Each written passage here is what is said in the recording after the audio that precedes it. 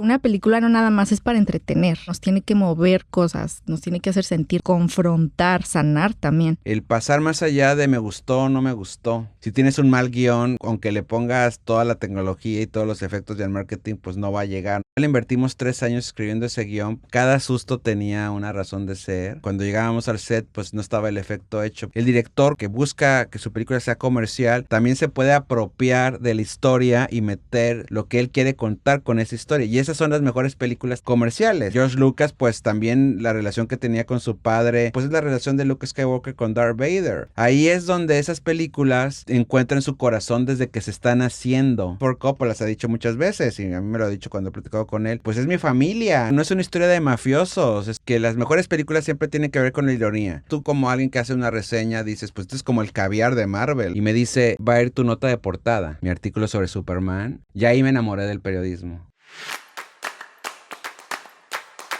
La Plaza de los Artistas trae para ti las conversaciones con los artistas y creadores más aventados, que no nada más se atreven a cuestionar el mundo que los rodea, sino se atreven a cruzar fronteras y hacer diferencia a través del arte. Si estás buscando inspirarte, aprender o simplemente conectar con tu artista favorito, creemos que este sea el espacio para ti. Soy Alejandra Camacho y te quiero dar la bienvenida a un episodio más de La Plaza de los Artistas. Yo quería hablar de este tema, que cómo podemos identificar una buena película sin saber de cine. Hay muchos factores que hacen que una película sea buena. ¿Cuáles son los más importantes? ¿Es suficiente conectar emocionalmente con una historia para que sea buena? ¿O simplemente nos identificamos porque toca una fibra en nosotros, algo personal, y eso es suficiente? Porque vemos a tantas películas que no nos movieron nada, recibiendo miles de premios, y todo el mundo se enoja, nos enojamos, incluido yo, así, ¿pero por qué? ¿Qué falta de respeto? ¿Qué tan importante es el storytelling? Sería la narrativa, ¿no? En español. La cinematografía, la música, el guión. Hoy en día hacemos muchas críticas sin hacer realmente una reflexión de qué fue lo que vimos. Una película no nada más es para entretener. Una película nos tiene que mover cosas, nos tiene que hacer sentir, inspirar, confrontar, sanar también. ¿Cómo sabemos aprovechar eso? ¿Cómo ir más allá del no me gustó? También creo que si pagamos un boleto para ver una película, pues tenemos todo el derecho de opinar. Pero creo también que lo podemos hacer con más conciencia, incluso si no sabemos de ese lenguaje cinematográfico. Tenemos a Mario Szekely. Es Szekely, ¿verdad? Porque sí, tiene así acento. es. Qué inteligente soy. Es un honor tenerte aquí porque la verdad yo he leído tu currículum y digo... Está muchísimo increíble. Y bueno, eres periodista, escritor, profesor de cine. Has escrito para El Universal, Reforma, Excelsior, Record por más de 20 años. Has sido prensa en LA, Nueva York. Estuviste en la premiere de Superman. Me encanta ver tus historias, a ver a quién estás entrevistando y en qué premiere estás. Y fuiste publicista de Y tu mamá también, que para los que no saben, Y tu mamá también es una de las películas más... ícono de México de los últimos 25 años, y aparte con un valor internacional impresionante. Ya aprovechando que entré aquí al micrófono, Ale, muchas Sí, claro. gracias por la invitación. Qué honor estar contigo. Ya nos la debíamos desde hace años, ¿no? Sí. Que estamos aquí en el territorio Hollywood, en California. Y pues sí, como mexicano me encanta estar aquí contigo. Y sí, llevo ya, de hecho, 33 años en esta aventura del periodismo y del cine. Recién graduado, comencé a escribir en el periódico El Norte en Monterrey. Yo soy regio. Bueno, nací en Filadelfia, pero llegué de 4 años a Monterrey, México. Y ahí, pues, el periódico más importante y sigue siendo el periódico El Norte, que es el hermano mayor de Reforma en la Ciudad de México, que es el periódico también, pues, de los más importantes a nivel nacional. Y entonces ahora estoy escribiendo, bueno, ya llevo como 15 años escribiendo para El Universal, que es el periódico pues más antiguo en México. Y también estoy en W Radio, que es la estación, fue la primera estación en toda Latinoamérica.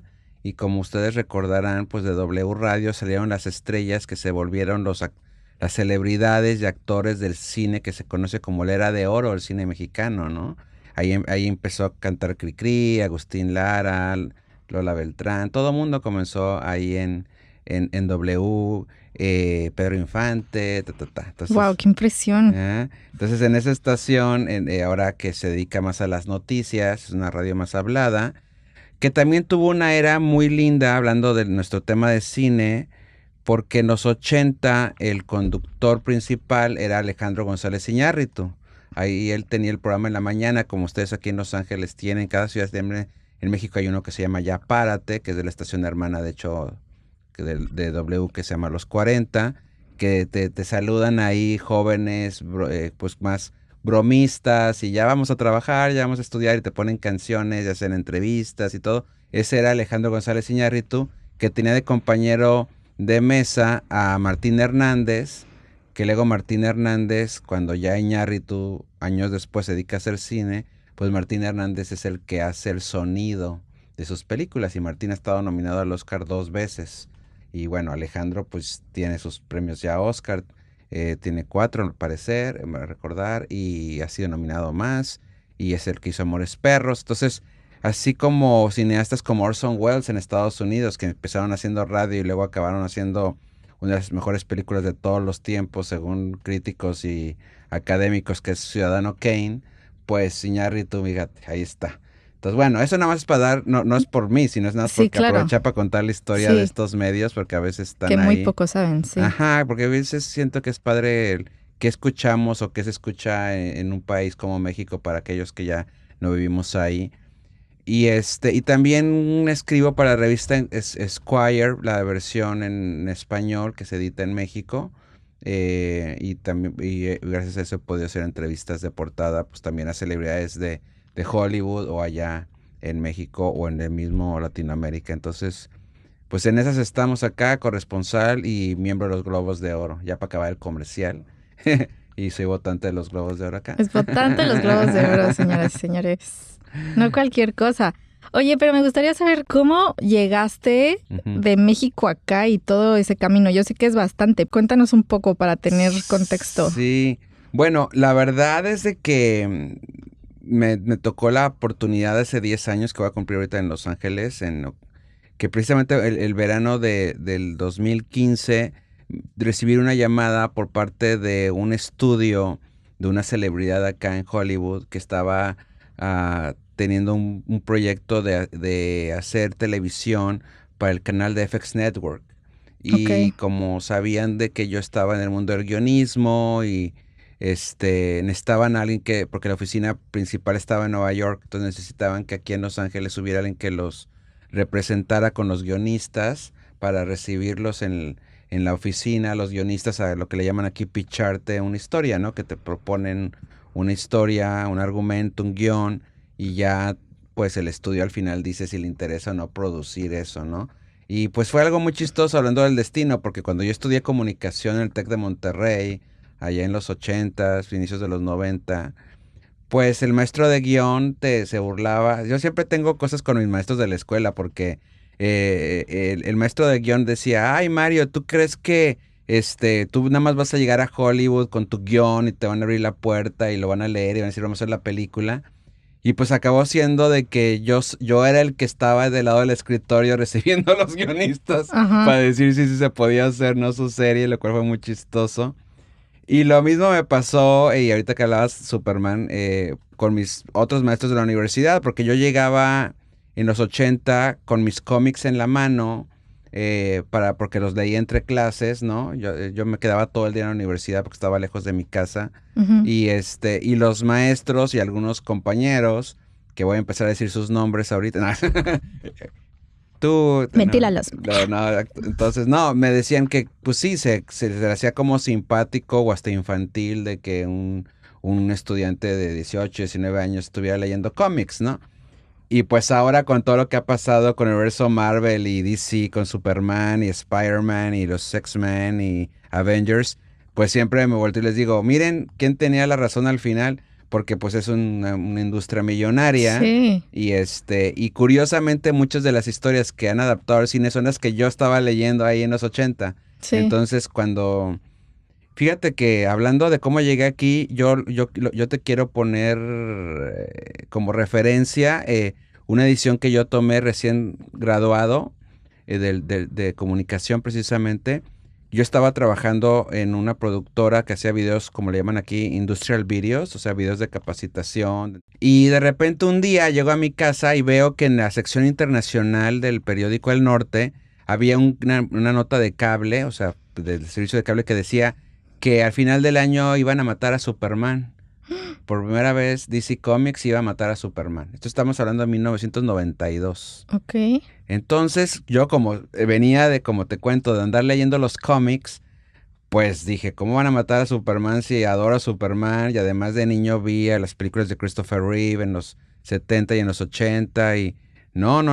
Entonces se me hizo fácil, aquí es donde viene la parte divertida, y pues fui a estos teléfonos que no sé si algunos, bueno, los ven en las películas, algunos no les ha tocado a esos que son los de disco.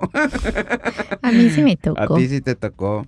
Y y entonces agarré el teléfono de disco y le marqué al periódico al norte y le pedí hablar con la sección de espectáculos y me contestó de suerte el editor, Edgardo Reséndiz, Ajá. y le dije, oye Edgardo, pues tú no me conoces, pero obviamente para que le diera confianza le dije, había dos Homeros, le dije, hay Homero Fernández y Homero Hinojosa, que son editores también del periódico, me dieron clase de periodismo en el TEC.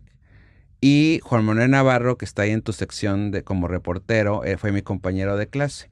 Entre paréntesis, Juan Manuel es el que luego creció para escribir el libro de Luis Miguel, donde se basaron la serie de Luis Miguel. Y también es corresponsal aquí en Los Ángeles de Televisa Espectáculos. Ajá. Y ya vas a querer entrevistarlo mejor al Cami. Y Llámenle, sí. sí, llámenle a Juan Manuel. Y también es miembro de los Globos de Oro, entramos juntos. Pero bueno, esa es otra historia. Entonces se le hizo simpático, bueno, me dijo él, bueno, ok, pero ok, le dije, pues es que fíjate que acabo de leer en tu periódico que se va a morir Superman. O sea, en esta época no hay internet, acuérdense. Entonces acabo de leer en tu periódico que está Superman. Y yo quiero escribir cuando salga ese cómic para que toda la ciudad se entere que se va a morir Superman. Entonces él hizo curioso y me dijo, a ver, ven mañana al periódico y me cuentas en persona. Entonces ya fui. Este hombre era como Santa Claus, era así big guy, como dicen acá, Ajá. barbón, entonces así de que cuéntamelo todo. Y si no hubiera sido por él, no hubiera pasado lo que pasó después. O sea, me dio mucha confianza y le dije, órale, pues yo estoy aquí puesto para escribir Superman. Me dijo, ok, tal día que sale el cómic, te vienes acá, lo lees y lo escribes, la nota. Entonces yo llegué ese día y estaba el cómic ahí esperándome. El cómic salió dentro de una bolsa negra con el logo de Superman sangrando. Ahí de que sí, y así como abriéndolo como buen coleccionista de que no se rompiera la bolsa. Leí el cómic, o sea, me gustó, me emocionó mucho. Y ya empecé a escribir el artículo. Y cuando estoy haciendo eso, estoy escuchando detrás de mí de repente que mucho Superman por aquí, Superman por allá. Y me voltó con Edgardo, el editor, y le digo, ¿qué está pasando? Y me dice, es que va a ir tu nota de portada. Y yo pensé, ¿cómo? ¿Cómo? O sea, ¿cómo mi primer artículo va a salir en la portada de la sección de espectáculos? Y me dijo, sí.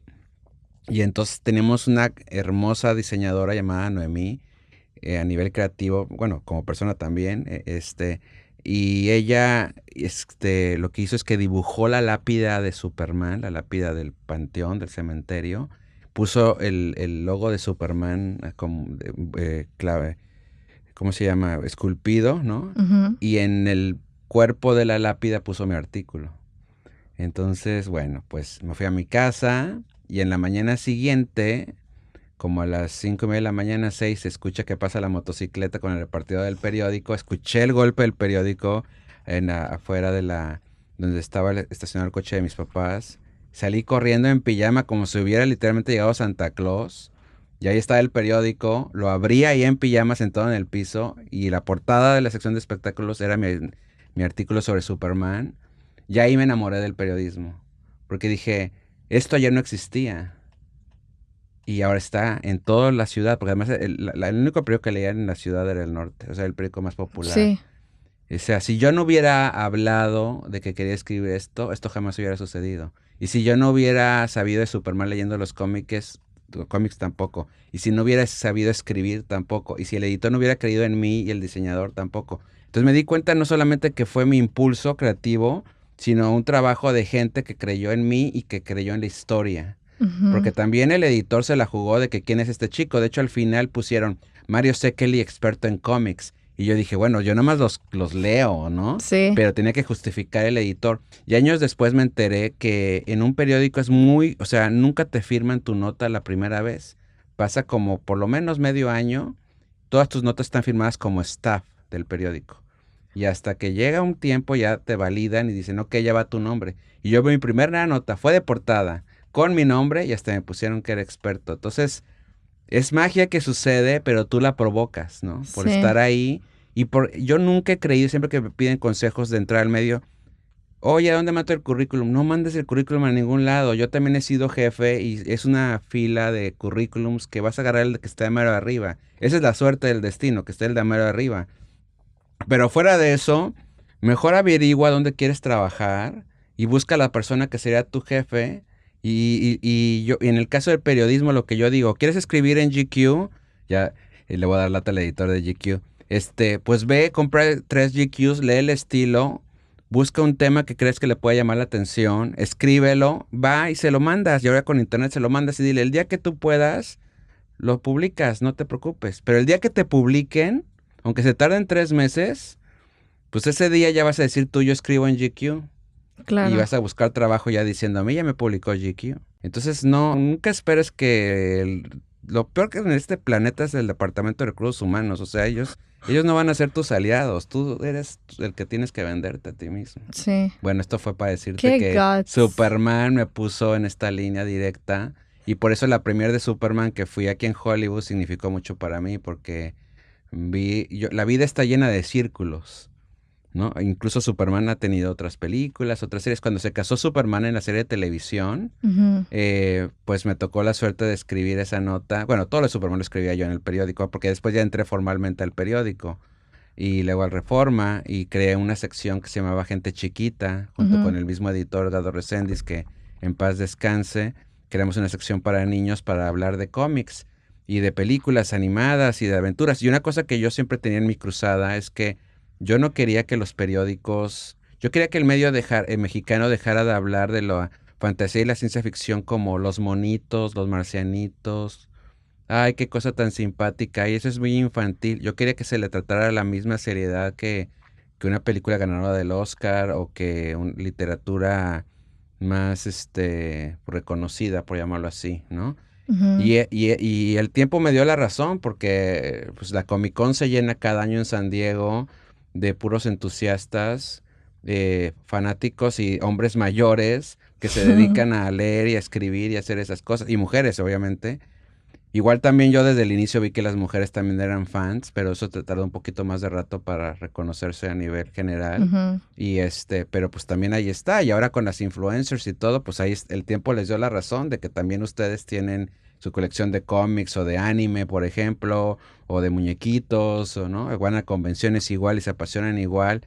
Los medios tradicionales siempre se tardan más en reconocer eso, pero nosotros somos los que podemos usar ese medio para decir, no, es que así, ¿a qué se refiere cuando hablamos de Superman? Pues a esto, ¿no? O sea, no a una cosa pues que no va más allá de una cosa curiosa y chistosa o de monitos, ¿no? Sí. Yo siento ahí hablando del cine, cómo uno al cine, y ahorita vamos a hablar de lo que decías tú en la introducción, de la curiosidad que tienes. Si eres alguien que eres muy observador, que a lo mejor no...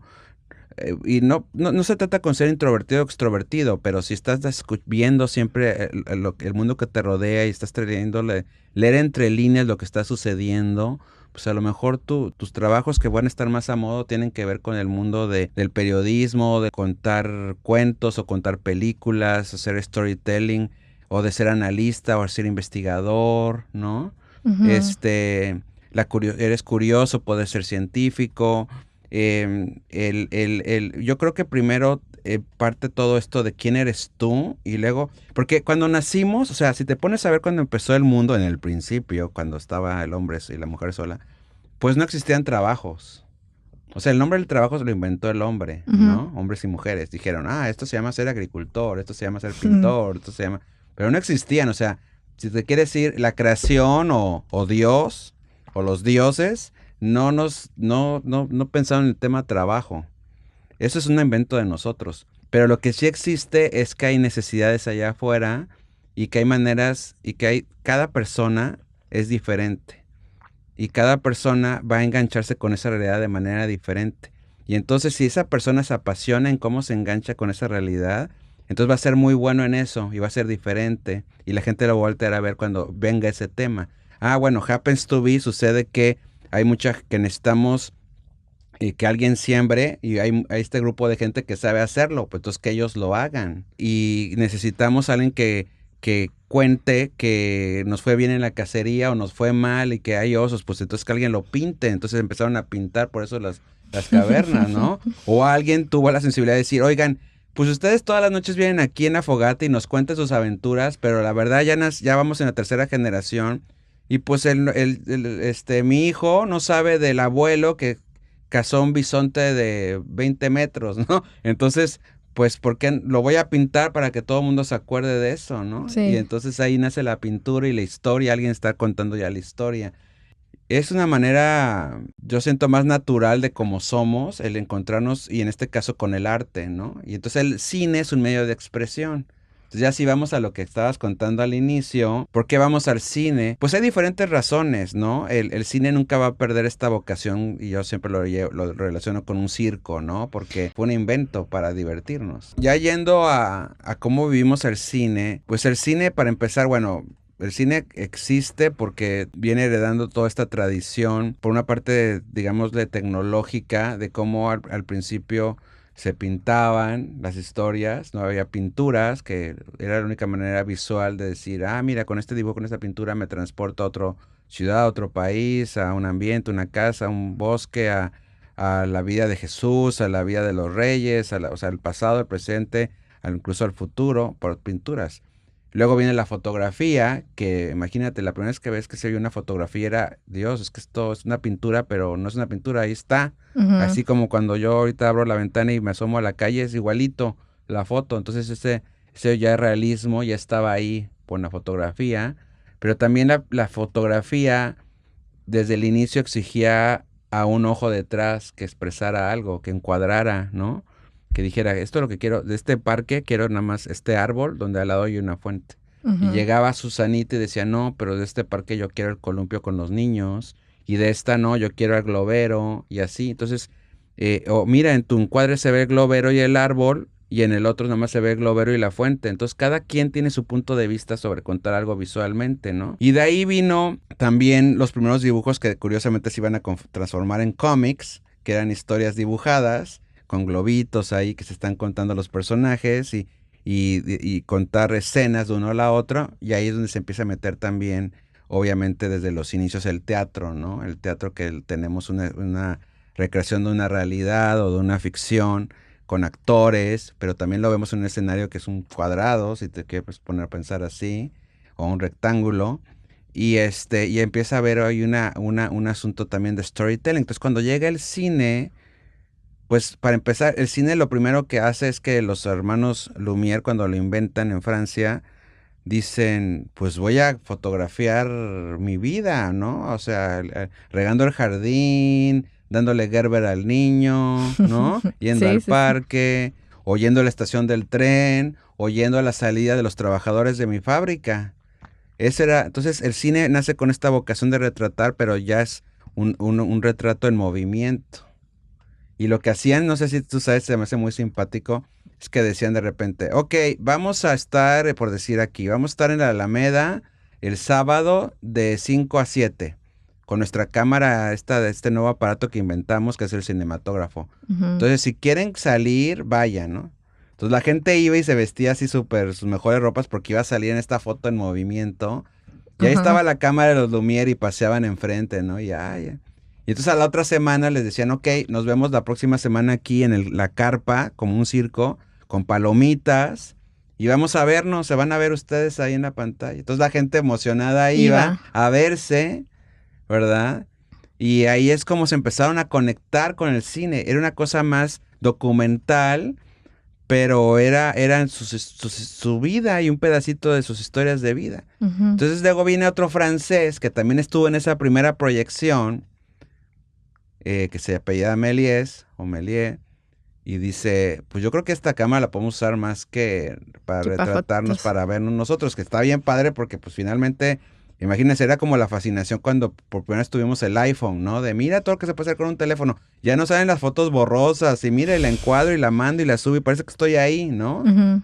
Y entonces dice, pero yo también puedo usar el iPhone para otra cosa. Y que hizo lo mismo. Y dijo, pues voy a inventar historias. Y entonces él hacía teatro y dijo, pues voy a contar El viaje a la luna de Julio Verne, ¿por qué no?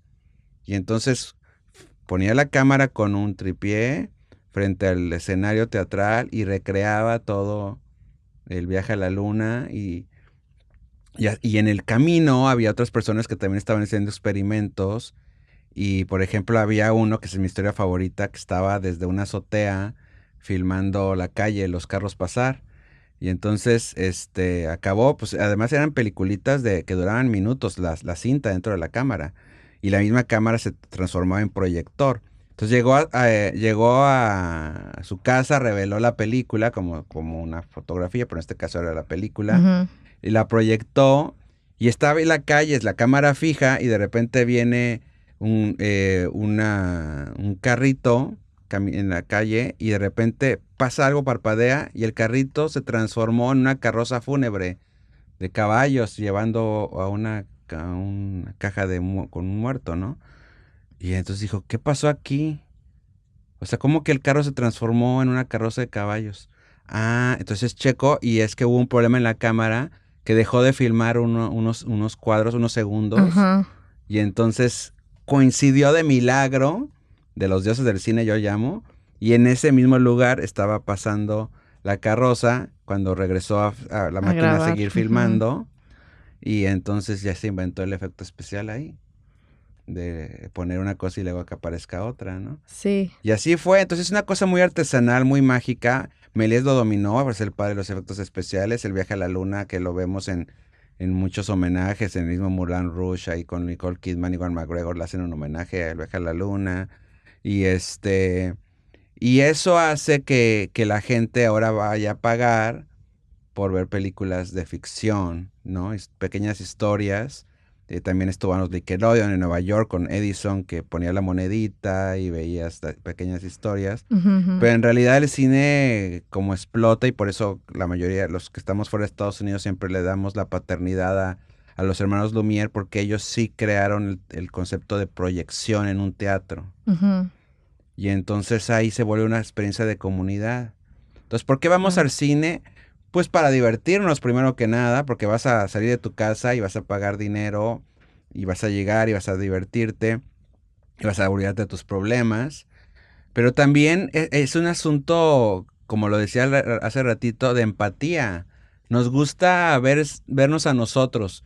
El vernos a nosotros obviamente se transformó, ya no puedes verte tú, Ale, ahí. Bueno, tú sí porque eres actriz, pero digamos, las otras 99 películas que no hiciste, Ajá. pues no eres tú, Claro. Ale, pero es Nicole Kidman o Salma Hayek o Diego Luna, que eres tú, pero en una historia. Entonces, la manera en que el oficio de las películas es hacerte sentir que tú eres estos personajes que están en pantalla, uno de ellos, Ujú, ¿no? ujú. O todos a la vez, porque esa es la otra parte bonita.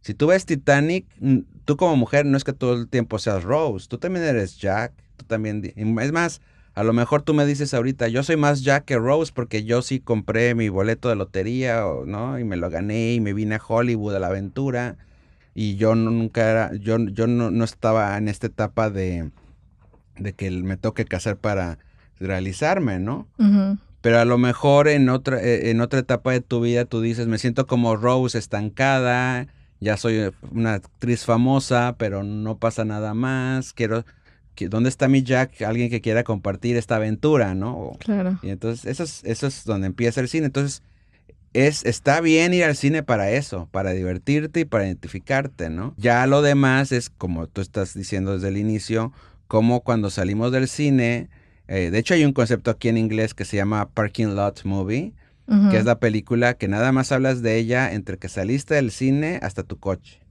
Y y listo. ya no vuelves a hablar de ella. Ya dices, bueno, vámonos a cenar y ya en la cena ya estás hablando de tu comadre, de tu prima, de que si la fiesta de... Y ya no hablas de la película. ¿Y qué tipo de películas son esas?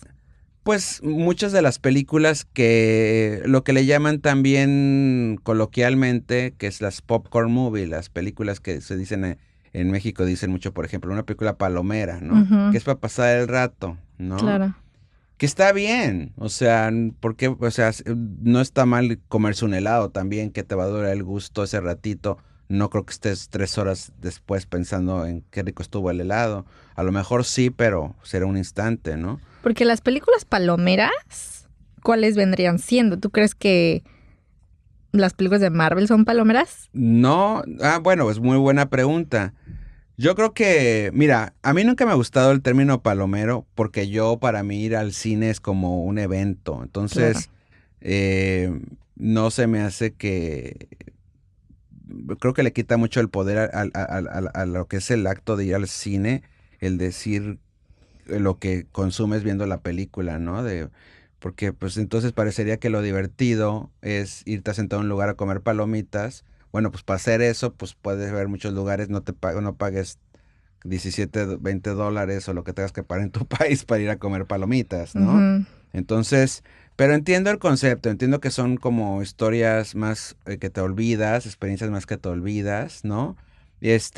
Creo que, por ejemplo, pues citaste Marvel, ¿no? Yo recuerdo como periodista haber estado precisamente en los estudios de Disney en Burbank, que tienen una sala de cine ahí junto donde se hacen las películas y los foros, las películas animadas, sobre todo. Y nos proyectaron como prensa Black Panther, la primera. Ujú. Y a veces invitan gente del público o familiares de los productores. Y estaba una familia de 2 señoras afroamericanas sentadas enfrente de mí con sus hijos también. Y yo cuando estaba viendo la película desde el inicio, para empezar, dije, wow, con los vestidos y los trajes de los personajes. Y ese es un reloj que yo casi no me fijo. Pero dije, qué increíble y una manera muy digna de mostrar que estos son príncipes y reyes en la selva y la cultura africana y qué padres colores. Dices, yo me quiero vestir así, o sea, está increíble. Y yo veía yo escuchaba los wows de las señoras y a los niños viendo la pantalla como, ahí estoy yo, pero de manera diferente.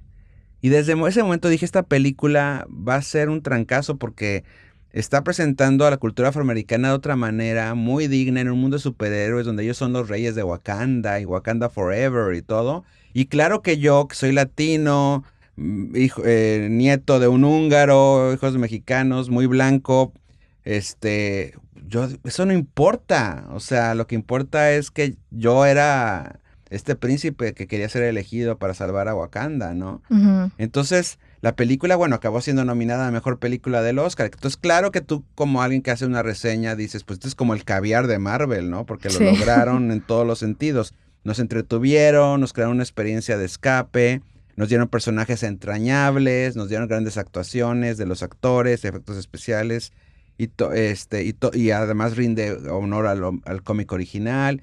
Entonces, todo eso hace que digamos, wow, esa película. Entonces, yo no diría que es una película palomera. O sea, palomera no tiene que estar relacionado con que te divirtió, jamás, Ujú. ¿no?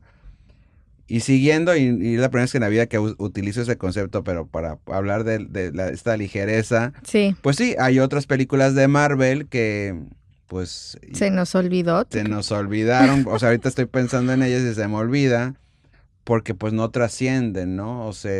O es muy repetitivo. O sea, por ejemplo, a mí me encanta Ant-Man, ¿no? Ajá. Y creo que la primera en su estilo me atrapó mucho la relación de él con su hija y el tema de que, bueno, no quiero ser como ante los ojos de ella, que ser un ladrón, que quiero ser buen papá. La manera en que Paul Rudd actúa es como, híjoles, pues sí, pudiste haber cometido errores con tu personaje, pero te puedes redimir. Y te preocupaba, la relación con el futuro suegro ahí, Michael Douglas, ¿no? Entonces, la película funciona muy bien y también está Michael Peña, que es el sidekick de Paul Rudd, también Ujú, ujú. como latino, haciéndolo increíble, muy chistoso. Pero las que siguieron, incluso con más reparto, como Michelle Pfeiffer y demás, pues no nos acordamos de ella porque no lograron esa cohesión. Es que hacer cine es complicado, ¿eh? Sí, ahora que estamos mencionando eso que no lograron, porque es muy fácil hablar de como todos los puntos, ¿no? Que hace una película entrañable como lo fue Wakanda. ¿Qué hace que muy pocas lo logren? De lo bueno poco, es una frase, ¿no? Todo, y lo vemos en cualquier cosa de la vida, incluso por qué estos equipos que fueron tan buenos en fútbol americano o en soccer o en béisbol, pues no llevan décadas sin ganar un supertazón o una serie mundial o una final. Requieres de muchos factores para llegar hasta arriba. Y en el caso del arte, a diferencia del deporte, desafortunadamente o afortunadamente por la cosa que se llama arte, pues no nada más es de echarle ganas, ¿sí? O sea, no nada más es que hay que meter el gol y ya si lo metes, pues vas metiendo goles y ganas, ¿no? Uh-huh. Como también es cierto, en el fútbol tú puedes tener a Messi y al mejor jugador del mundo y no significa que va a ser campeón. El arte, sobre todo en el caso del cine y la televisión, es un trabajo en equipo. Tú puedes tener el mejor guión y a la hora de realizarlo, pues si los productores no lo cuidan, seguramente va a seguir siendo algo interesante. Hay un dicho que dice, si tienes un buen guión, va a llegar tarde que temprano a algo y lo vas a voltear a ver y vas a apreciarlo. Si tienes un mal guión, aunque le pongas toda la tecnología y todos los efectos del marketing, pues no va a llegar, no va a trascender.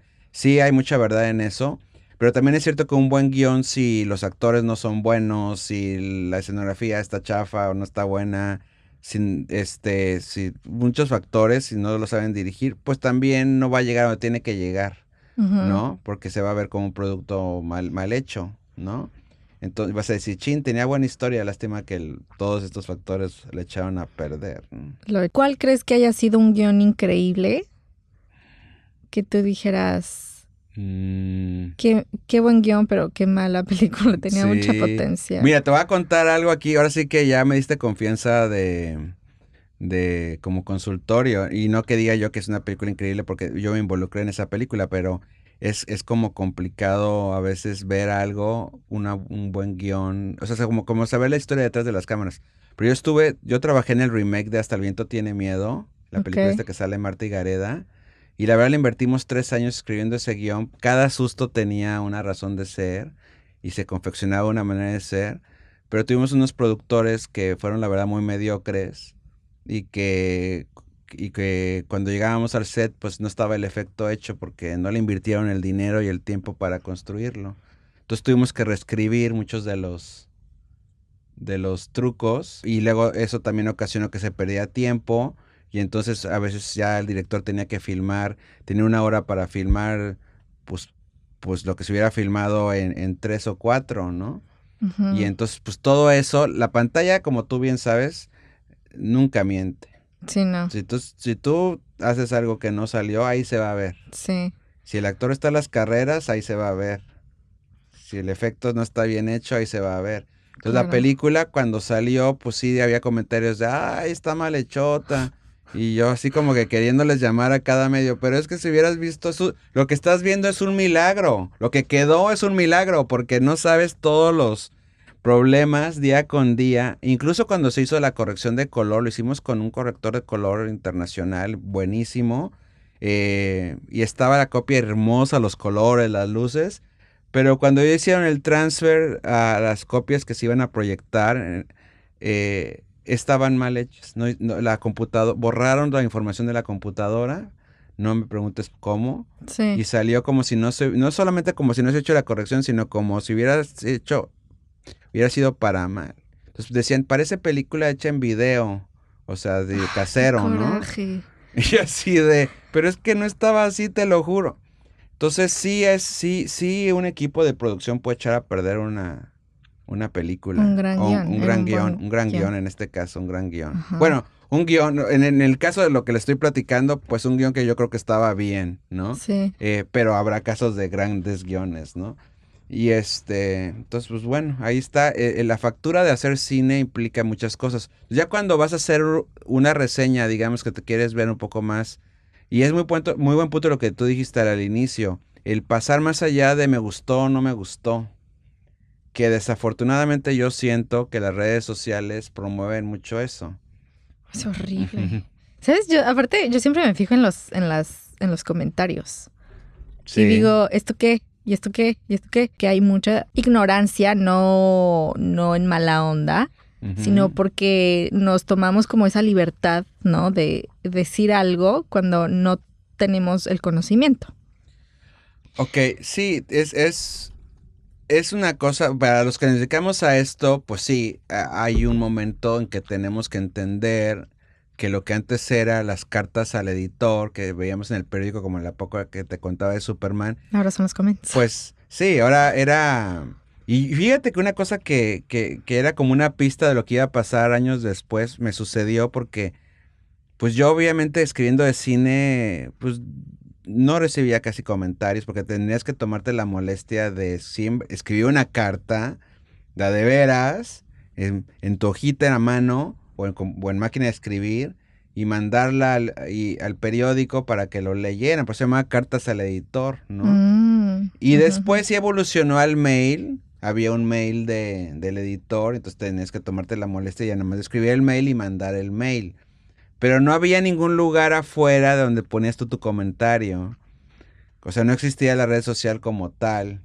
Y todavía la única era Facebook y Facebook no era para eso. O sea, Facebook en esa época era para en verdad contar con quién habías comido y tu viaje y tu novio y ¿no? Todavía no existía eso.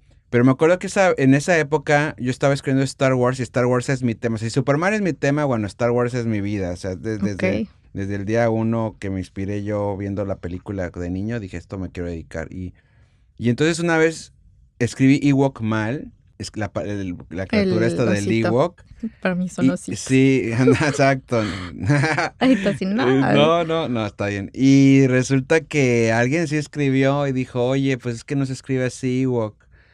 Y yo dije, híjoles, en esa época llevaba, no sé, como 8 años escribiendo ya, o 5, ponle, pero dije, estos años, nadie me escribe nunca, y nada más me escriben para corregirme que se escribe bien Ewok, ¿no?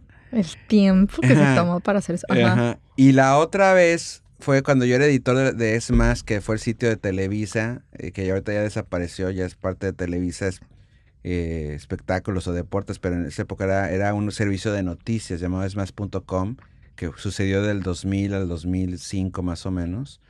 Recuerdo también que fui al Skywalker Ranch y entrevisté a George Lucas, que es una de mis entrevistas consentidas, hablando de Star Wars, y la saqué en esmas.com, y entonces alguien escribió y dijo, ay, sí, ya mero que fueron a entrevistar a George Lucas al Skywalker Ranch. Él ni ha de saber que existe Televisa, ni ustedes, ni nada y demás. ¿Qué invento?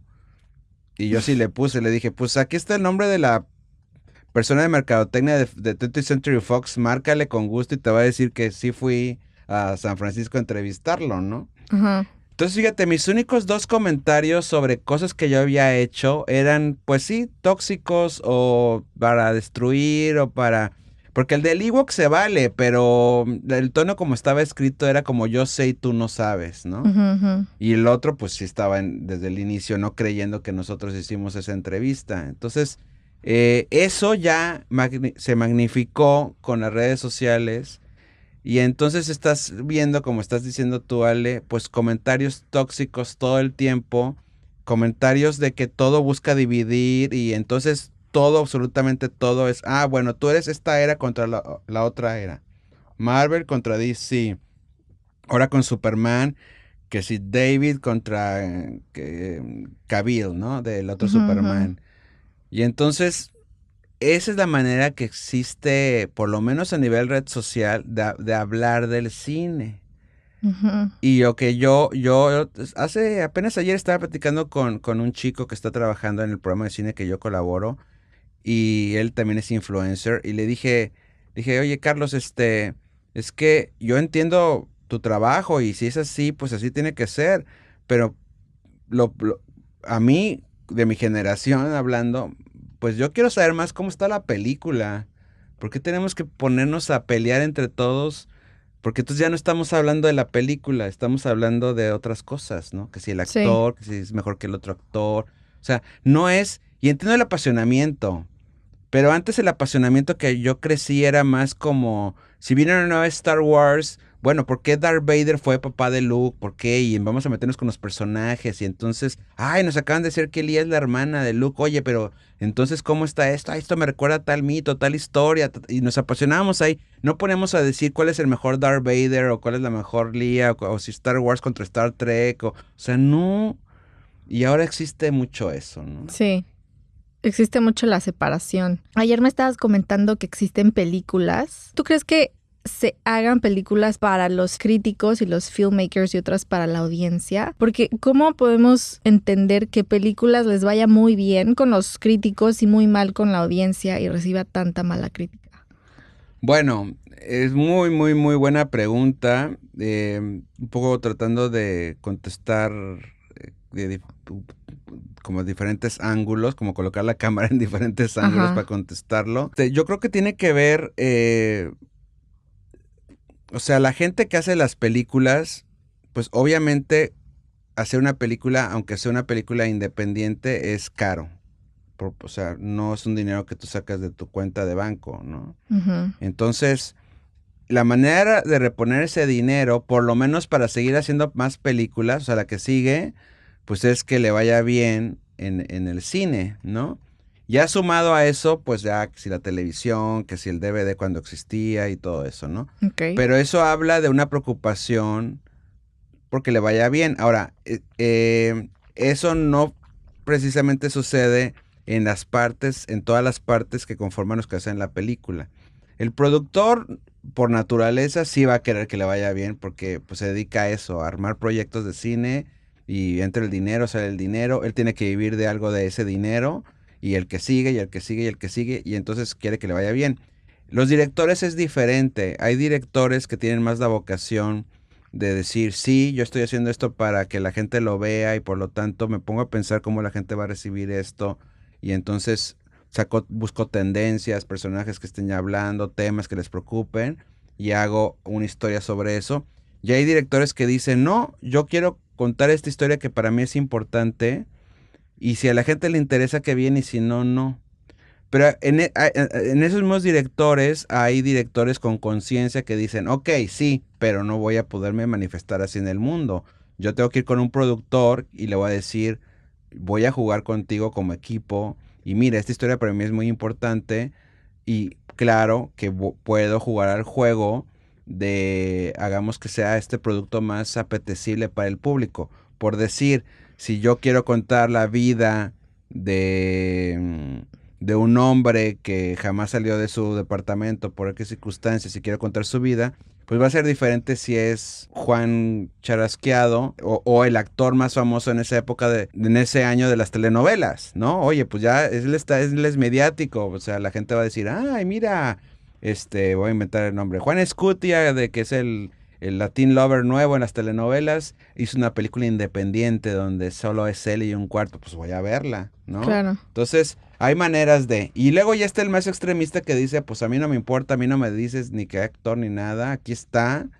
Y pues ya será del productor que diga, bueno, este cuate es un artista de ese sentido y si cree que la historia y todo funciona, pues ya entonces ya el productor tendrá la tarea de cómo vender esa película. En este caso, lo que estoy diciendo es que el director tampoco es famoso todavía, ¿no? Entonces va a decir, bueno, pues ya encontraré la estrategia para que algún festival la vea y ya si el festival lo acepta, pues ya diré, mira, estuvo en San Sebastián o estuvo en Venecia y ese va a ser tu punto de venta. Y si ganas un premio, ay, mira, ganó el premio de mejor película o de la audiencia o el actor ganó premio. Ah, entonces ahí la vas llevando y bueno, hay muchas historias sobre eso y al final sí el director va a decir, ya ves, tenía razón.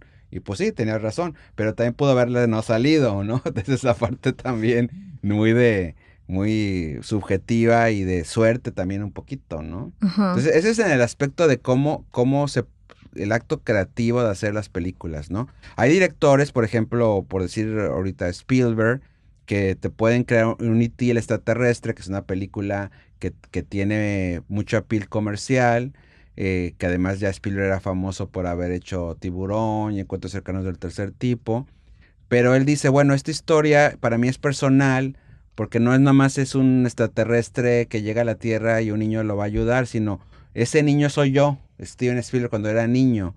y mi familia se acaba de divorciar y me siento solo y me acuerdo que necesitaba una figura paterna, pero mi papá estaba en otro país o en otro lugar y entonces, ¿quién es esa figura paterna? Pues va a ser el sabio extraterrestre, ¿no? Entonces, cómo es esta interacción y cómo este niño necesita a alguien que le dé el espaldarazo y le diga, tú vales por lo que eres, porque como se acordarán en E.T., Elliot, su hermano mayor, pues no le está dando ese lugar, no le está dando ese poder, ni los amigos del hermano, ni los compañeros. Entonces, alguien tiene que venir de fuera porque la mamá está muy distraída, pues viviendo su luto de que se acaba de divorciar y que además le pusieron los cuernos, entonces su ego obviamente está muy roto.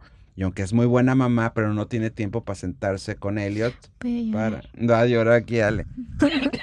Ajá. Amén que también, por más que le quiere echar ganas la mamá en ese momento, pues Elliot necesita a alguien que lo vea de frente yo por yo. Parte de la magia de E.T. es que E.T., aunque es un sabio extraterrestre que de cientos de años, en ese momento es un niño también. Necesita a otro niño que le ayude. Entonces es una relación de tú por tú, como si hubiera llegado un niño de Polonia, ¿no? Y pues el niño necesita que el niño de Estados Unidos lo ayude. Y eso fue, E.T. es eso. Sí. Y por eso nos conmueve y lloramos y la vemos una y otra vez, ¿no? Entonces también el actor, el director, aunque busca que su película sea comercial, también se puede apropiar de la historia y meter lo que él quiere contar con esa historia. Y esas son las mejores películas también comerciales, ¿no? Vemos Avatar y vemos la fascinación de James Cameron por el mundo marino, que creó extraterrestres, pero son como derivados, nietos de los personajes que él explora cuando se mete en su submarino, ¿no? Y George Lucas, pues también la relación que tenía con su padre en Modesto, California, en este pequeño pueblito perdido en California, ahora es de San Francisco, pues es la relación de Luke Skywalker con Darth Vader, ¿no? Y además él escribió la historia también. Entonces, ahí es donde esas películas encuentran su corazón desde que se están haciendo. Claro. ¿No? El Padrino, o sea, Francis Ford Coppola se ha dicho muchas veces, y a mí me lo ha dicho cuando he platicado con él, pues es mi familia, ¿no? La gente cuando vio El Padrino en el 72 decía, es que es mi familia, pues sí, porque Coppola dijo, pues es que mi familia grande, de inmigrantes, nosotros que somos latinos también somos así, pues ahí está la abuela y el papá y la mesa es enorme y siempre niños corriendo alrededor y la paleta que se cae y el hermano bravucón y el hermano que llega de fuera y pues eso es lo que recreó y y él lo ha dicho, no es una historia de mafiosos, es una historia de una familia que transcurre en generaciones y las virtudes y los pecados de los abuelos se van pasando hacia abajo y cada familia tiene su oportunidad de mejorar o atrasar las cosas. En este caso obviamente es una tragedia, pero por lo que te preocupan las 3 películas del Padrino es porque es la historia de una familia como la tuya, ¿no? Sí. Y ahí está esa universalidad que tiene el cine. Entonces, bueno, ya nada más para no evadir la pregunta de por qué hay películas celebradas con premios que a la gente no le gusta. Bueno, tendremos que decir que es un grupo de gente que no le gusta, porque hay un grupo de gente que sí les gustó para empezar, porque pues normalmente eso tienen ese tipo de películas. Y por otro lado, pues sí hay una fascinación de repente por la crítica cuando encuentran estos valores digamos, a mí siempre me gusta hablar del cine como comida, perdón, si no han comido, pero pues que el pastel esté bien armado, ¿no? Que no si son 3 pisos, pues que no se suman, que no se derrita el betún, que tenga una propuesta, que si me dices que es un pastel de chocolate, pues en verdad sea un pastel de chocolate, pero que también me sorprendas con, ay, mira, tenía 3 capas de diferentes chocolates, ¿sí, no? Sí. Y cuando llegué al centro tenía mermelada, jamás la vi venir que iba a tener mermelada de, pues estoy pensando en una fruta exótica, ¿no? Mermelada de mamey, ¿no? Aquí en Estados Unidos una mermelada de mamey, jamás pensé que iba a tener una película de Estados Unidos. Y ahí es donde, pues es como te están contando la historia, ¿no? Sí. El tema es que como, hablando de lo de las redes sociales otra vez, como se ha vuelto una experiencia muy visceral, entonces ya la gente no se da la oportunidad de primero decir, es que querían hacer un pastel de chocolate y voy a juzgarlo como tal. Como un pastel de chocolate. Ajá. A ver, voy a tocar el tema. Explícanos qué pasó entonces con Emilia Pérez. Ya sé, aquí soy. es que está tan dividida. O sea, yo no conozco a nadie que le haya gustado esa película. Bueno, a mí me gustó. Bueno, pero tú eres un crítico. Yo hablo de gente, de audiencia común y corriente. Sí, bueno, sí las hay, ¿eh? Sí, digo, sí entiendo porque volvemos a las redes sociales, que eso es un punto que lo toca, sale, porque muchas veces las redes sociales nada más nos regresan a nuestros amigos y conocidos y que por eso son nuestros amigos, pues porque pensamos más o menos igual, ¿no? Pero parecería como que a todo mundo nada más lo ve así. Ahora, sí es cierto, esta es una película en particular, Emilia Pérez, una cinta que despertó mucho hate, mucha adversión, ¿no?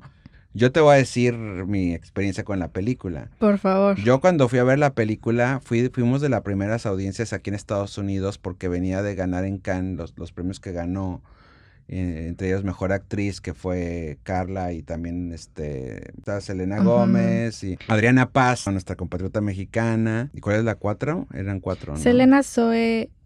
Ah, ¿Zoe? Zoe Saldaña, claro, la que Ujú. ganó el Oscar después. Entonces estaban ellas cuatro y vimos la película y yo estaba al lado de un amigo argentino que también se dedica a esto, ¿no? Del periodismo y la crítica y demás. Entonces estaba viendo la película y como al minuto dos, bueno, para empezar a mí me emocionó porque empieza la toma en el edificio que era el edificio que yo veía desde mi casa cuando vivía en la Ciudad de México, que es el World Trade Center. Ajá. Entonces le dije a mi amigo, mira, yo vivía ahí a 2 cuadras de ahí. A mí la película ya me ganó desde el shot uno porque dije, mira, estamos en la Ciudad de México. Y entonces empieza la historia y como a los 5 minutos, bueno, no pasan 5 minutos, pasan 30 segundos, pero digamos, después de 5 minutos dices, yo estaba pensando, mira, están combinando acentos, ¿no? O sea, Ujú. pues el dominicano de Zoe con otro mexicano, con otro medio español, con otro tal.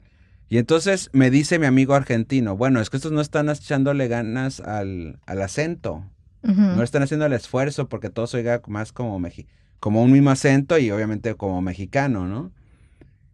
Y entonces en mi cabeza me acordé de Hamilton. Me acordé de la obra de Lin-Manuel Miranda de Hamilton, en donde muchos actores, la mayoría de los actores que están ahí son afroamericanos o latinos, representando a puros hombres blancos, a puros Ujú. anglosajones, que eran los padres de Estados Unidos, ¿no? Los padres de la patria, en Hamilton. Y yo dije, pues esta película va a ser así. Ujú. Y yo entré en la convención. Ujú. Le dije, esto es como Hamilton, relajémonos, vamos a escuchar acentos diferentes toda la película. Ujú. ¿Por qué? Porque hay una frase que yo siempre digo, es, créele al mago. O sea, si tú eres de los que viene el mago a tu fiesta de tu hijo o tu sobrino o tuya y está con su capa y su varita y su sombrero y va a sacar el conejo y estás buscando a ver dónde debajo de la manga está la carta y la Sí, claro. paloma y estás ahí, pues entonces cuando haga la ilusión de que saque el conejo del sombrero, pues no te vas a emocionar porque vas a estar pensando, porque todo ese rato que él estuvo preparando, que mira, que llamamos a los dioses de Egipto a que me den esta pócima, que le echen el sombrero, y te está contando una historia porque de ahí va a salir el conejo, pues no estás prestando atención a eso, estás prestando atención si cada vez que mueve la manga hacia arriba o hacia abajo se ve el conejo allá adentro. Claro. O sea, pero estás hablando de los elementos de la película, ¿no? Estoy hablando que la película desde el inicio te está diciendo que te la va a contar así. De tal Te forma. la va a contar con diferentes acentos, te la va a contar en un set, en la Sí. mayor parte, te la va a contar con canciones, hay una mirada, obviamente, yo antes de ver la película leí quién es el que dirige, que es un francés, entonces es una mirada de un europeo, entonces no me puede saltar algo ay, mira, usa esa voz, ese modismo, pues sí, pues es alguien de fuera que te está contando la historia. Ujú. No, ya me lo dice el póster antes de ver la película. Entonces entras en la convención y digo, pues, ¿qué me quieres contar? Y a mí entonces por eso digo, a mí no me distrajo nada de eso. A mí no me puso de malas. A mí no me puso cuando llegó a la escena de las... Aquí es donde la gente la empezó a cambiar o empecé a escribir ahí en los comentarios. Ni modo, Ale, tú encendiste el fuego. Cuando cantan las madres buscadoras su canción, a mí me conmovió y dije, esta es la canción que va a estar en el Oscar. Es la canción que incluso puede ganar el Oscar, me conmovió mucho. Y cada una es como sumándose, como este mosaico de voces.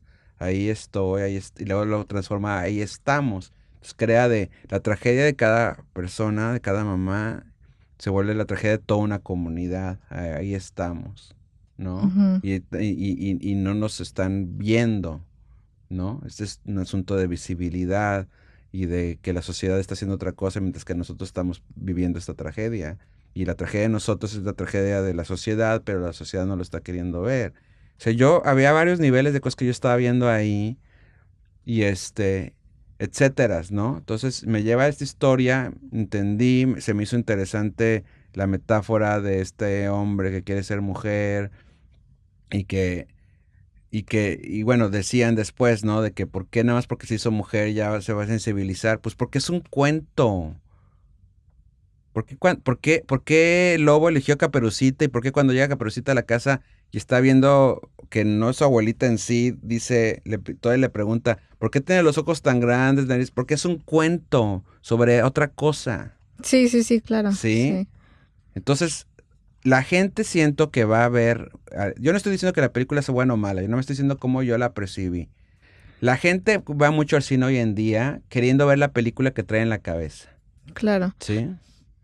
Pero, perdón que te interrumpa. Sí, está bien. Pero, ¿qué la hizo tan única? O sea, yo entiendo por qué. Ujú. Para que los críticos la nominaran a un Oscar. Ujú. O sea, es una historia de transformación en todo el sentido de la palabra, visualmente, porque es este hombre que se está transformando en mujer. Ok. Y es una historia donde nosotros encontramos la ironía, que las mejores películas siempre tienen que ver con la ironía. Te doy el ejemplo de una manera muy rápida.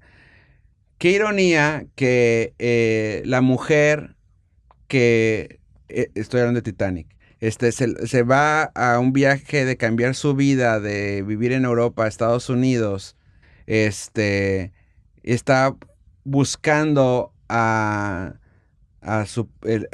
pues expresar su amor propio, enamorarse de sí misma y encontrar una pareja como tal. Qué ironía que pues, sí le encuentra, pero es en el Titanic. O sea, se le Sí. va a morir a los 2 días, ¿no? Qué ironía que un millonario aquí de Beverly Hills encuentra el amor de su vida en una prostituta. O Sí. sea, las ironías hacen las historias muy interesantes, Claro. ¿no? Lo que menos piensas. Y las ironías también le dan este filo a las historias. Entonces, lo que muchos dijeron al final de que qué falta de respeto, porque hasta bueno, ya todo el mundo vio la película, hacen santa al final al personaje principal y quedamos como tontos los mexicanos. No, es que al contrario, toda la película te han estado diciendo que, regresando a la canción inicial, nos sentimos conmovidos por todo este dolor que hay por la violencia en un país como México y todas estas mujeres cantan desde su esquina y en realidad nosotros podemos escuchar este coro llevándolo a un asunto de un musical como es incluso fársico en muchas cosas, Emilia Pérez, ¿no? Pero la ironía al final es de que ellas no saben que este era un mafioso, Ujú, que la ujú, santa que están es un mafioso, pero eso lo sabes tú como espectador. ujú, ujú. Y voy a decir una palabra, pues, Go for it. que van a poner ahí que es divertido. Eso es lo divertido de la historia. Ok. Sí, y Spielberg decía, yo retraté el Holocausto, no solamente de Polonia, sino sabiendo que yo perdí familiares ahí. Pero la película de La lista de Schindler tiene que ser entretenida. O sea, si no, nada más vamos está contundente en el caso del Holocausto para Spielberg, la realidad. Necesitamos encontrar maneras de acercarnos a temas fuertes, como en el caso de los desaparecidos y el narcotráfico en Latinoamérica y en México, y que le den la vuelta a las cosas. Ahora acabo mi punto diciendo, qué curioso, y eso lo comentaba eso me lo dijo además, yo lo pensaba, pero me lo confirmó una amiga periodista latina aquí en Los Ángeles, obviamente porque salió, bueno, acabamos de entrevistar a Zoe Saldaña en la alfombra roja de Helio, que da la voz a un personaje ahí importante, Ujú. y salió otra vez el tema de Zoe Saldaña, y entonces decía ella, pero pues ¿de qué se enojan los mexicanos si llevamos décadas con narcocorridos, con telenovelas de narcos, con todo por donde tú le quieras del narco? Sí, la serie de narcos la ponen hasta muy arriba, la ven 1000 veces.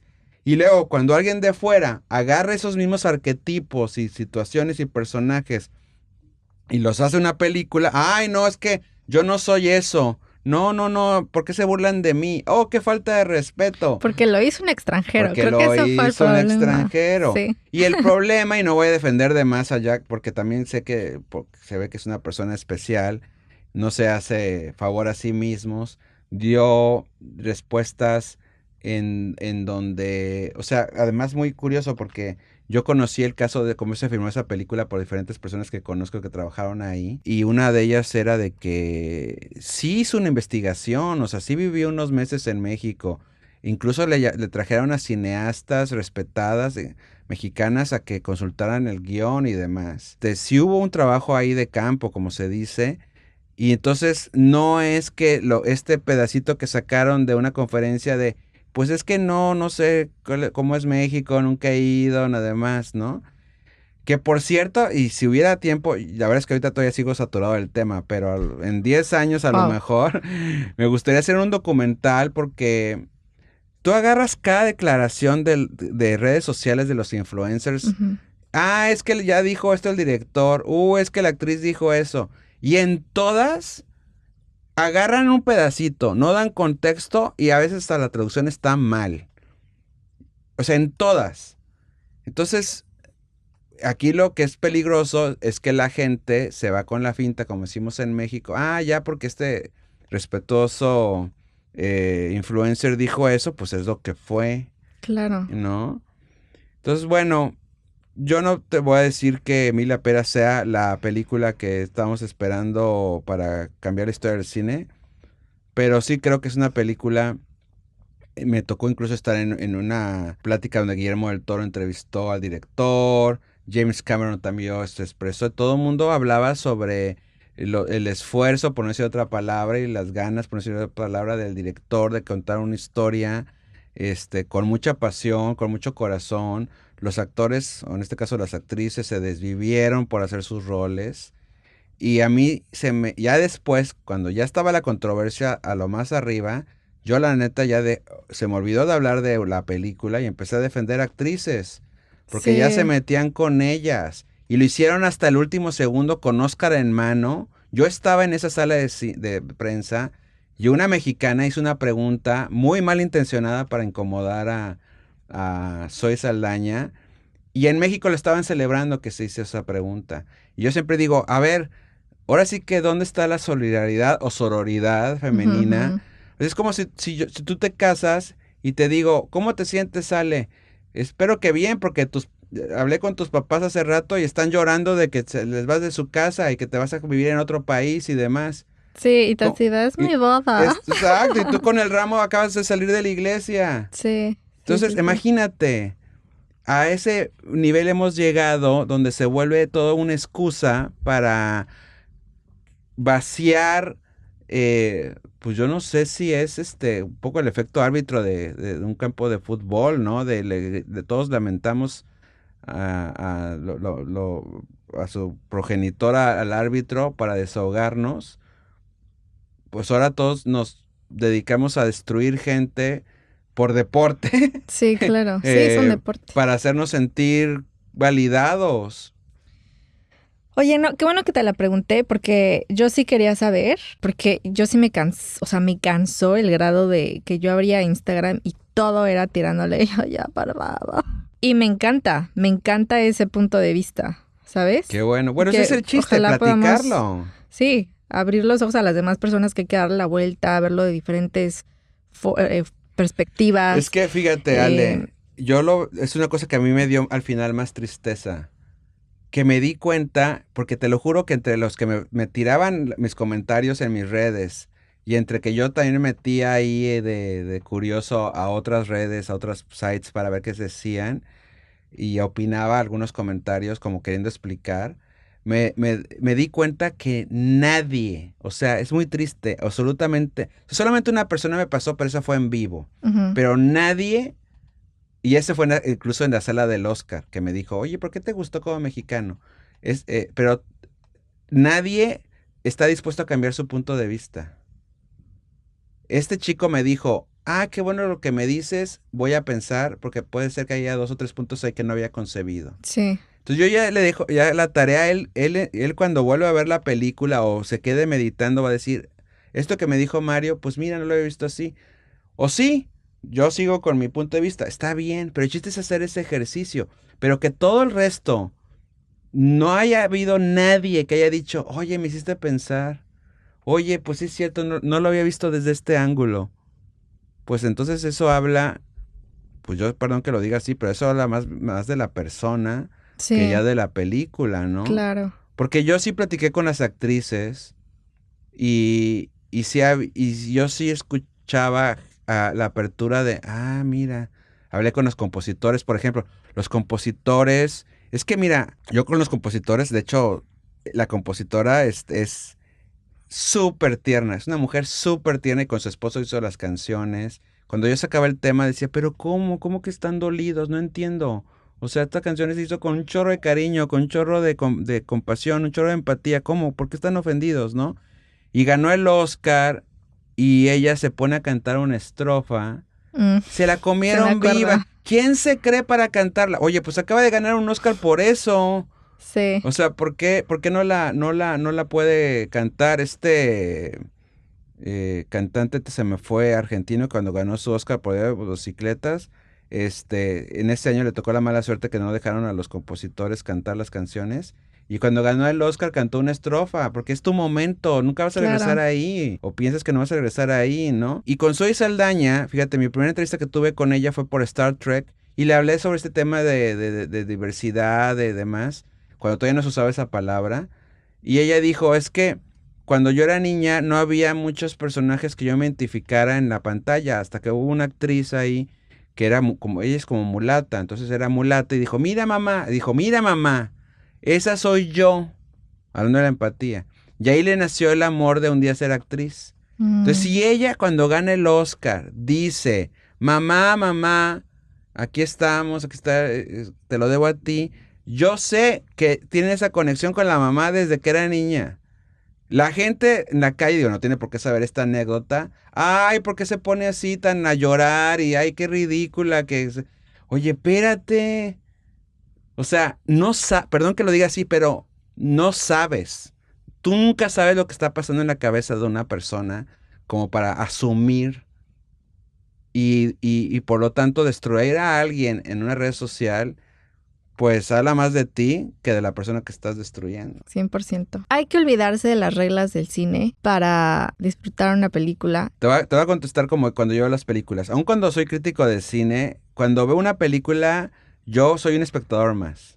Entonces ahí contesta un poco lo que estás diciendo. Sí. Yo no estoy pensando en voy a analizar los encuadres o voy a analizar la música o el sonido. Y si aquí el No, es personaje... como comerte un pastelito.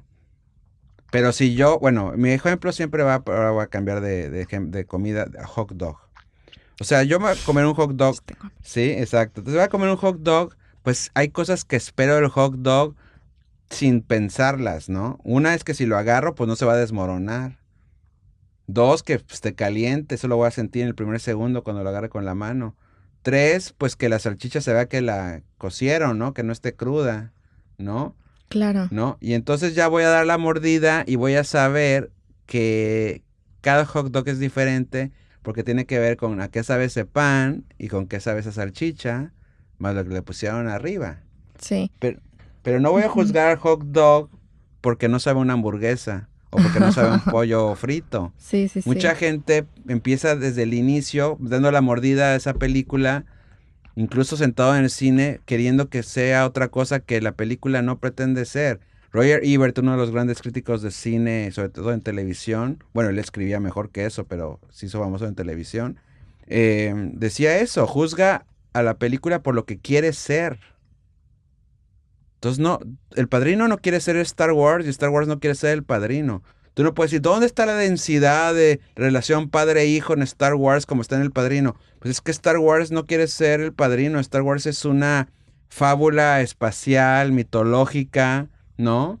Que hace homenaje a las películas seriales de la época de George Lucas, de Flash Gordon.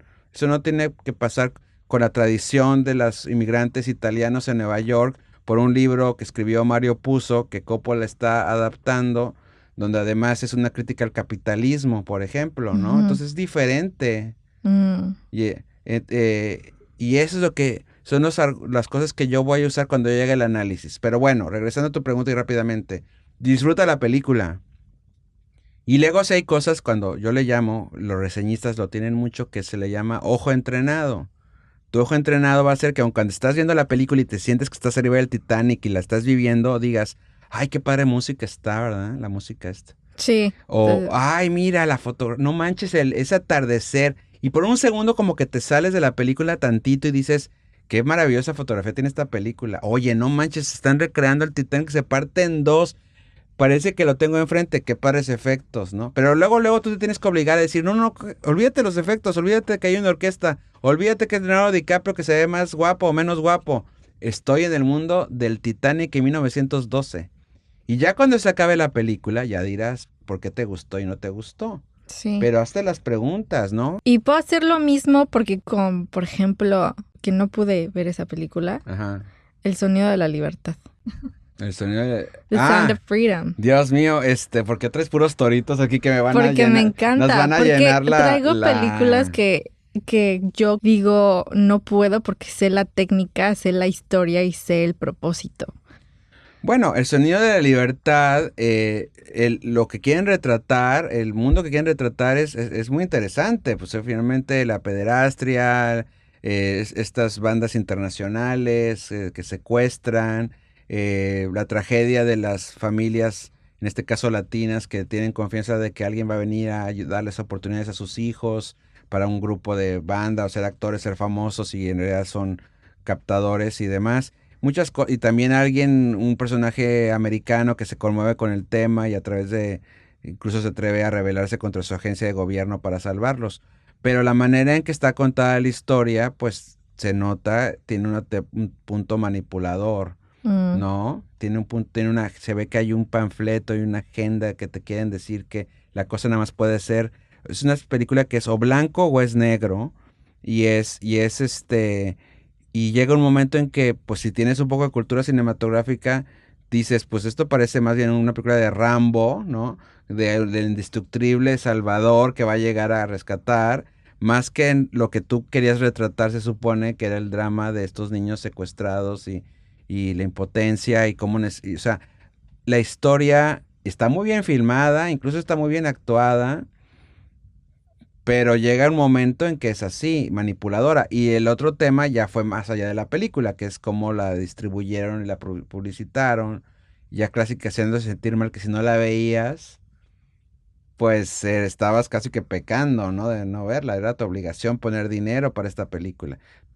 ¿Tú la llegaste a ver o no la llegaste a ver? No pude, o sea, la vi como 15 minutos y no pude.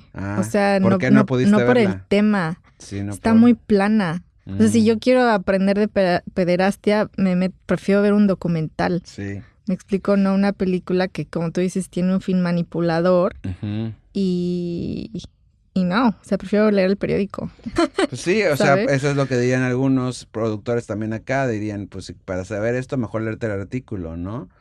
Pero el cine que está aportando a esa historia, ¿no? Sí. Digo, te perdiste la aventura, que la aventura tiene sus partes divertidas, hay que decirlo, entretenidas. Hay otras partes que están como muy convenientes, así de que tengo que escaparme de esta selva y ahí está una lancha casi que esperándome, ¿no? O sea, mira, casualmente hay una lancha ahí. O sea, sí, cosas así que dices, bueno. Pero, pues finalmente el sentido final es esto que bueno, los que no nos conectamos con la película sentimos, y luego ya la parte final de cómo la distribuyen, ¿no? Entonces, pues sí, el cine, las audiencias cada vez están más conscientes, no como cuando yo era niño que de repente era como un acto de magia que decías, ay, mira, hay una película que acaba de estrenarse que es de Superman, pues vamos a verla, ¿no? Ya solamente algunos curiosos como yo en este caso que decíamos, cuéntame, quiero saber quién la dirigió, quién la escribió, pero ahora ya todo el mundo sabe, James Gunn se la ha pasado mandando videos desde hace un año y pico, con los actores, desde el set, mira, ya se probó el traje Superman, ya David ya se vistió de Superman, mira, este es mi perro, mira. Entonces ya esa magia, por decir, ya no está tanto, ya son más terrenales todos. Creo que también es parte de lo que estamos sufriendo, de que a veces la gente no va ya a los cines en ese sentido de algo especial, porque lo ven como muy, muy cercano tanto a los actores como los que lo hacen, como las películas. Pero también los cines también se están llenando porque la gente le gusta vivir esta experiencia de comunidad todavía, de que se apaga la luz y se transportan a un sitio, ¿no? El cine es un medio, sigue siendo un medio muy, muy rico, muy propositivo para poder contar nuestras historias ahí. Ahora lo podemos hacer con un celular también, pero estaría lindo, yo convidaría un poco a manera de finalizar, hay una cosa que se llama lenguaje cinematográfico que te va a ayudar a poder contar tus propias historias incluso en tu teléfono y editándolo en tu computadora. Pues ya que estás viendo tantas películas, pues acércate a este lenguaje cinematográfico. Entiende lo que es la importancia de una edición, de un encuadre, de un close-up, de un long shot, de una lente diferente, de la música, de cuando no hay música, y apasionate de eso, y cuando vayas a ver las películas las vas a ver con otros oídos diferentes, y entonces vas a ser más exigente, ¿no? Porque una vez que comiste la gran hamburguesa, donde quiera que haya sido ese lugar, pues ya cuando vayas a otras cadenas vas a decir, híjoles, pero pues yo ya comí la hamburguesa. Sin que eso signifique que cuando vayas a una cadena no disfrutes esas hamburguesas también, porque hay muy buenas Burger King y McDonald's, ¿no? Pero si tu favorita es la Carl's Jr. y dijiste, bueno, en ese renglón, Carl's Jr. es la mejor hamburguesa, ¿no? Otro patrocinador para tu programa, ¿no? Sí, definitivo. Ay, bueno, muchísimas gracias, Mario. No, Ojalá podamos seguirnos platicando. Vayan a ver cine, escuchen perspectivas, aprendamos, no ataquen. Pero sí, vayan a ver cine al cine, porque es la experiencia. En tele no se puede. Pero bueno, sí pueden, claro. Porque por lo menos te obliga a nada más concentrarte en eso, ¿no? En la casa siempre va a estar la tentación desde el celular a... Todo. Le pongo pausa y mañana le sigo, voy al baño, voy al refrigerador. Sí, ¿no? definitivo. Entonces vivámosla más así. Yo creo que estamos en esa oportunidad. Y platiquemos más, o sea, no está mal ser apasionados. No está mal defender un punto, pero es eso, defender un punto es con ideas, con argumentos. Sí, con argumentos. Eso sobre todo es con argumentos, porque muchos son sin argumentos. Nada más si me gustó, no me gustó, o tú estás mal, o... Ay, seguramente, porque luego ya llega un nivel, seguramente te pagaron para decir eso. Entonces, o no eres mejicano como me tocó a mí que me dijeran. Entonces, sí, de aquí está mi pasaporte. Sí, aquí está mi pasaporte, ¿no? Entonces, sí, mejor usemos esa pasión para investigar más. Me encanta, súper. Te agradezco muchísimo otra vez por tu pasión de estar aquí platicándonos todo, que te encanta, que es increíble escucharte. Gracias. Ojalá podamos hacer otro episodio pronto. Gracias, les mando un abrazo, nos vemos en el cine, Ale, ¿no? Vámonos al cine. Sí, vámonos al cine. Eh. Superman.